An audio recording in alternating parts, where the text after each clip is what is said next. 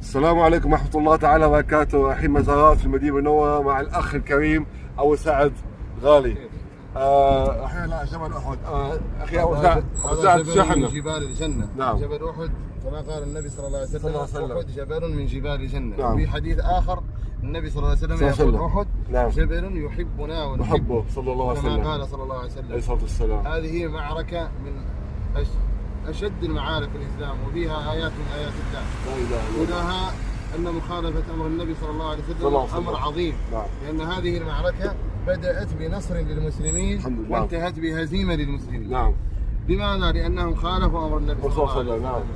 هذه المعركة أمر النبي صلى الله عليه الصلاة والسلام 50 رامي بالوقوف على جبل يسمى جبل الرماة. هذا هو الجبل الصغير.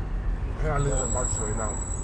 فأمر النبي صلى الله عليه وسلم 50 رامي بالوقوف على هذا الجبل وقال لهم احموا ظهورنا ولا تنزلوا من فوق هذا الجبل حتى أمركم ولو رأيتم الطيور تتخطف من فوق رؤوسهم.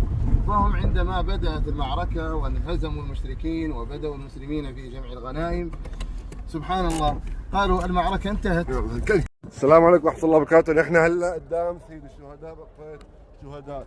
أبو سعد كيف شو تحكي عن مقبرة الشهداء؟ هذه هنا فيها 70 شهيد. نعم. خيرة الصحابة رضوان الله عليهم. رضي الله عنهم وارضاهم. على رأسهم سيد الشهداء حمزة بن عبد المطلب عم النبي صلى الله عليه وسلم. هذا المربع فيه قبران. الأول فيه حمزة وعبد الله بن جحش في قبر واحد. صحابي. نعم. عبد الله بن جحش ابن أخت حمزة. والثاني اللي هو مصعب بن عمير رضي الله عنه الذي تقطع وصالا دفاعا عن الرسول صلى الله عليه وسلم. وهنا 67 شهيد بمقبرة جماعية. رضي الله عنهم وارضاهم. وجبل الرماة. هذا جبل الرماة. نعم. الذين امر النبي صلى الله عليه وسلم 50 رامي بالوقوف عليه. نعم. ونزلوا 40 منهم وبقى 10 واستشهدت 10 التف عليهم خالد بن الوليد رضي الله عنه واستشهدوا 10 ونزل الضرب في المسلمين. وهذه المعركة شارك فيها النبي صلى الله عليه وسلم بيده الشريفة وكسرت رباعيته صلى الله عليه وسلم وشق جبينه. وأول معركة يشارك فيها النساء كانت خولة رضي الله عنها. كانوا النساء يأتون للعلاج وشرب الماء وجاهدين. نعم. وعندما رأت خولة رضي الله عنها أن النبي صلى الله عليه وسلم اشتد حوله القتال. نعم. التزمت بلزامها وركبت جوادا اللي هو خيل. نعم. وأخذت بسيفين وصارت تقاتل عن النبي صلى الله عليه وسلم حتى ظن أنها رجل. نعم. النبي صلى الله عليه وسلم يقول لم ألتفت يمينا ولا شمالا إلا وذاك الفارس الملثم يضرب بسيفه عليه وسلم. هذه مقبرة الشهداء. السلام عليكم أهل الديار من المسلمين والمؤمنين.